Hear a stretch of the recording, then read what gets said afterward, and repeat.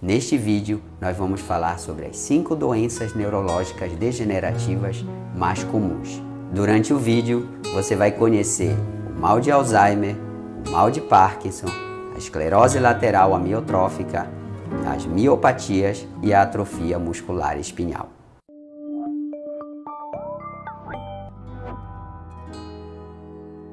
O mal de Alzheimer, também conhecido como doença de Alzheimer, é um tipo de síndrome demencial que causa degeneração e comprometimento cerebral progressivo. Os sintomas surgem aos poucos, inicialmente com falhas de memória, que podem progredir para confusão mental, apatia, mudança de humor e dificuldade para realizar tarefas diárias, como cozinhar ou pagar contas, por exemplo. É mais comum em idosos acima dos 60 anos. Entretanto, é possível ocorrer em adultos mais novos. Quando afeta pessoas jovens, esta doença é chamada de Alzheimer precoce ou familiar, sendo uma condição rara e que somente acontece devido a causas genéticas e hereditárias, podendo surgir após os 35 anos de idade. Ainda não se conhece a causa da doença de Alzheimer, mas existem algumas hipóteses que tentam demonstrar o que provoca esta doença e que explicam muitos dos sintomas que surgem ao longo do seu desenvolvimento. Mas sabe-se que o Alzheimer está relacionado à junção de várias causas que incluem as alterações genéticas e outros fatores de risco como o envelhecimento, sedentarismo, traumatismo cranianos e o tabagismo, por exemplo. Deve-se suspeitar que uma pessoa está com mal de Alzheimer quando existem sintomas que demonstram alteração da memória, principalmente a memória mais recente, associado a outras alterações do raciocínio e do comportamento que pioram com o tempo. Para auxiliar no diagnóstico da doença de Alzheimer, é necessária a realização de testes do raciocínio, como mini-exames do estado mental, desenho do relógio, teste da afluência verbal e outros testes neuropsicológicos feitos pelo neurologista, pelo geriatra ou por neuropsicólogo. A ressonância magnética de crânio também ajuda no diagnóstico, tanto para mostrar sinais de atrofia cerebral, quanto para excluir outras causas de demência, como por exemplo a hidrocefalia de pressão normal e o hematoma subdural crônico. Podem ainda ser solicitados exames laboratoriais para descartar outras causas de problemas de memória, como por exemplo, alteração na função da tireoide, como hipotireoidismo, deficiência de vitamina B12, hepatites ou mesmo HIV. Além disso, o acúmulo de proteínas beta-amiloide e proteína tau, que costumam estar relacionados ao desenvolvimento da doença de Alzheimer, podem ser verificados pelo exame da coleta do líquido cefalorraquidiano, mas por ser caro e nem sempre está disponível para a realização, não costuma ser usado com tanta frequência. O tratamento para o mal de Alzheimer é multidisciplinar e consiste em diminuir os sintomas da doença.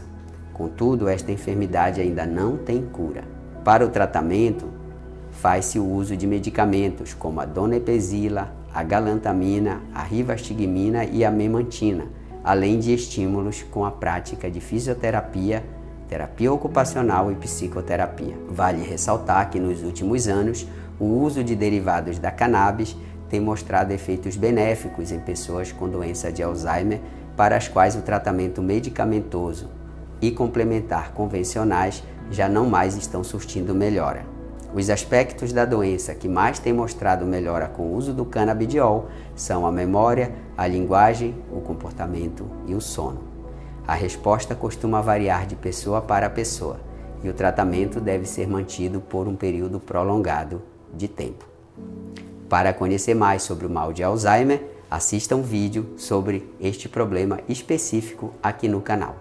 O mal de Parkinson, ou doença de Parkinson, é uma doença neurológica crônica e lentamente progressiva associada à perda de células cerebrais, que são os neurônios, produtores de um neurotransmissor chamado dopamina. Assim ocorre a consequente diminuição da produção de dopamina, um neurotransmissor que atua no controle das mensagens entre as regiões do cérebro que em conjunto controlam os movimentos e a coordenação no corpo. Devido ao aumento substancial na expectativa de vida da população, estima-se que o número de pessoas com doença de Parkinson deve crescer significativamente nos próximos anos.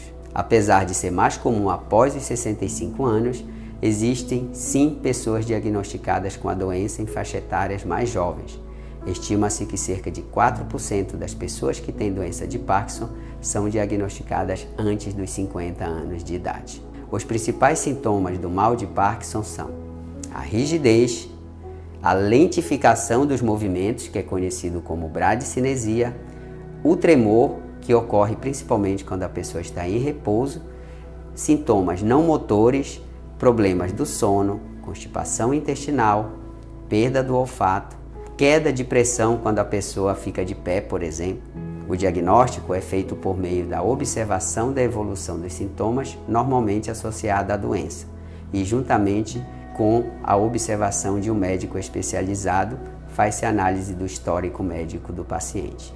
Exames psicológicos e também neurológicos gerais podem ajudar na identificação junto das demais análises. Geralmente, 2 dos 3 sintomas primários, que são os tremores, a lentidão dos movimentos e a rigidez, devem aparecer nos exames clínicos iniciais para que seja considerada a doença de Parkinson. Além disso, médicos especialistas costumam seguir uma ordem comum do aparecimento do distúrbio. Inicialmente, um dos sintomas aparece em um dos lados do corpo, se espalha e o paciente responde positivamente aos tratamentos com medicamentos. Exames psicológicos e físicos podem ser aplicados para diagnosticar o equilíbrio, os reflexos e movimentos do paciente que possui a suspeita ou os sintomas iniciais da doença de Parkinson.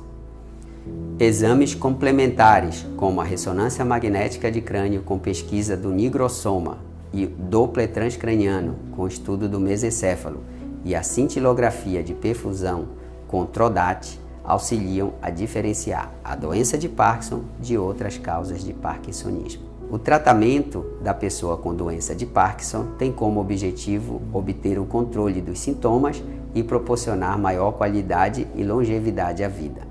O tratamento mais comum é através de dosagens de medicamentos que podem ser aplicados de acordo com a severidade dos sintomas apresentados até aquele momento. Os remédios, em sua maioria, possuem uma ação sintética semelhante à dopamina e substituem em partes os efeitos no corpo, diminuindo o avanço da doença e o agravamento dos sintomas. Em pessoas com quadros mais graves, que já não respondem bem ao tratamento com medicamentos, pode ser recomendada a cirurgia. A cirurgia não cura a doença de Parkinson, mas é capaz de melhorar a qualidade de vida do portador por muitos anos. O cirurgião implanta estimuladores elétricos em áreas específicas do cérebro que ajudarão o paciente a ter controle sobre seus movimentos. Em alguns casos, o médico também poderá recomendar mudanças de hábitos no estilo de vida do indivíduo, aumentando a prática de exercícios aeróbicos e fisioterapia para ajudar o equilíbrio. Para conhecer mais sobre a doença de Parkinson, assista o vídeo sobre esta doença aqui no canal. A esclerose lateral amiotrófica é uma doença degenerativa que provoca a destruição dos neurônios responsáveis pelo movimento dos músculos voluntários, levando a uma paralisia progressiva que acaba impedindo a realização de tarefas simples, como andar, mastigar, falar ou respirar, e por isso é considerada uma doença muito grave. Ao longo do tempo, a doença provoca diminuição da força muscular, especialmente nos braços e pernas, sendo que, nos casos mais avançados, a pessoa afetada fica paralisada e os seus músculos começam a atrofiar, ficando menores e mais finos. Os principais sintomas variam de pessoa para pessoa de acordo com os neurônios que são afetados. Em alguns casos, é mais comum que a pessoa comece por tropeçar em tapete, enquanto em outros surge dificuldade para escrever, levantar um objeto ou falar corretamente, por exemplo. No entanto, com o avançar da doença, os sintomas vão se tornando mais evidentes, passando a existir então diminuição da força nos músculos da garganta, espasmos ou câimbras frequentes nos músculos, especialmente nas mãos e nos pés, voz mais grossa e dificuldade em falar mais alto, dificuldade para manter uma postura correta, dificuldade para falar, engolir ou respirar. A esclerose lateral amiotrófica surge apenas nos neurônios motores e, por conta disso, a pessoa não sente dor ou sente muito pouca, havendo apenas limitação das funções motoras. Atualmente, o diagnóstico da esclerose lateral amiotrófica segue uma recomendação internacional através de critérios.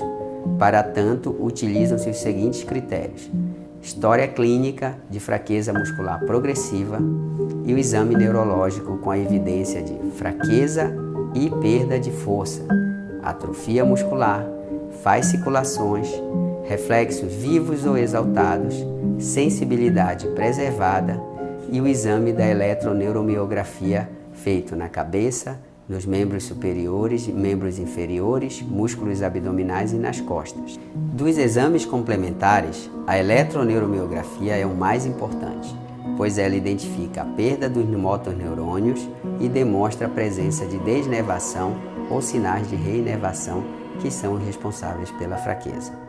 O tratamento é multidisciplinar e deve ser iniciado o mais rápido possível, por meio de medicamentos para a espasticidade, para a dor, para as câimbras, para a salivação excessiva, para a depressão e ansiedade e também para a constipação intestinal.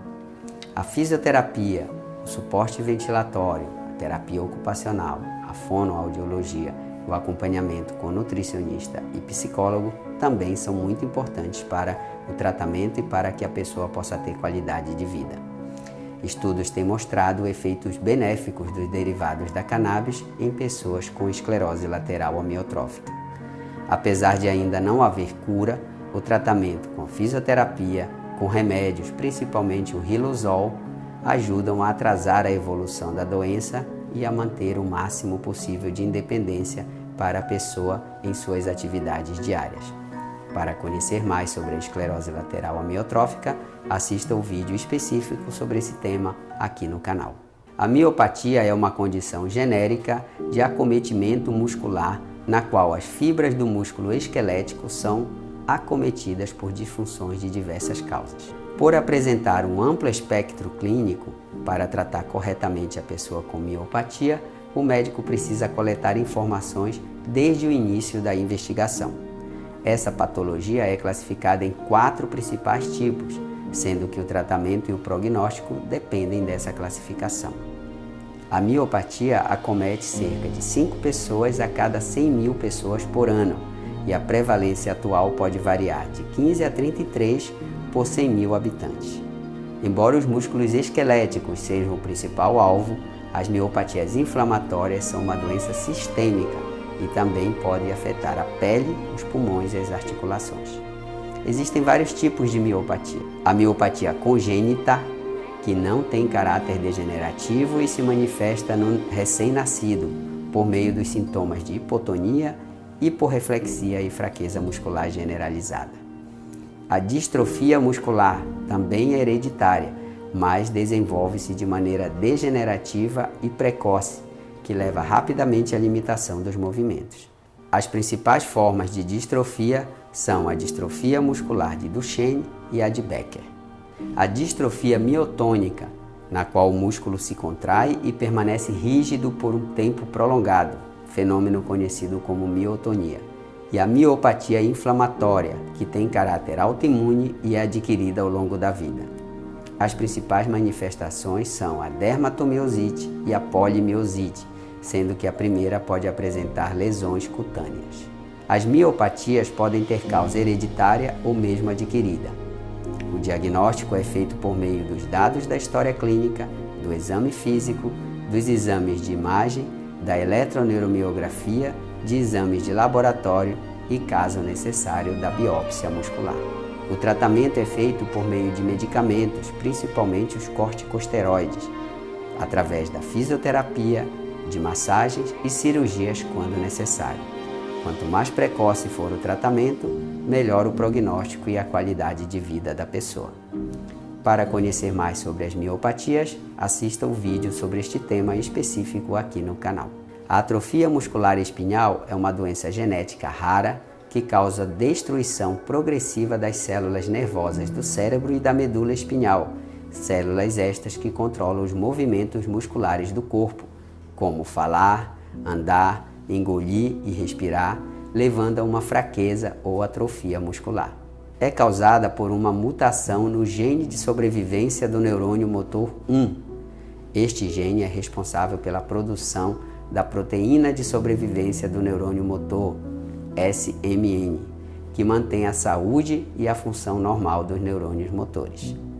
A atrofia muscular espinhal pode afetar bebês, crianças, adolescentes ou adultos, sendo classificada em tipos diferentes de acordo com a idade em que os sintomas iniciam e a gravidade da fraqueza muscular.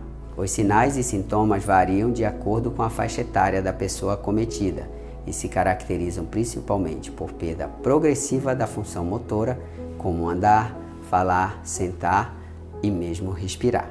O diagnóstico da atrofia muscular espinhal é confirmado pelo médico através do exame genético para avaliar a alteração no gene SMN1, que é o gene relacionado com a doença. Embora não exista cura para a atrofia muscular espinhal, é possível fazer o tratamento multidisciplinar, com fisioterapia, fonoaudiologia, nutricionista, terapia ocupacional e o uso de medicamentos, para atrasar o desenvolvimento da doença e melhorar a qualidade de vida da pessoa, permitindo que ela seja autônoma por mais tempo. A prevenção é possível antes da gravidez por meio do teste genético. Para conhecer mais sobre a atrofia muscular espinhal, assista o vídeo sobre este tema específico aqui no canal. Obrigado pela atenção, espero que tenham gostado do vídeo. Apliquem os conhecimentos adquiridos no vídeo. Se este conhecimento foi útil para você, peço que se inscreva no canal, ative o sininho para receber as notificações e principalmente deixe seus comentários e dúvidas sobre as doenças que foram tratadas aqui no vídeo. Obrigado e até o nosso próximo vídeo.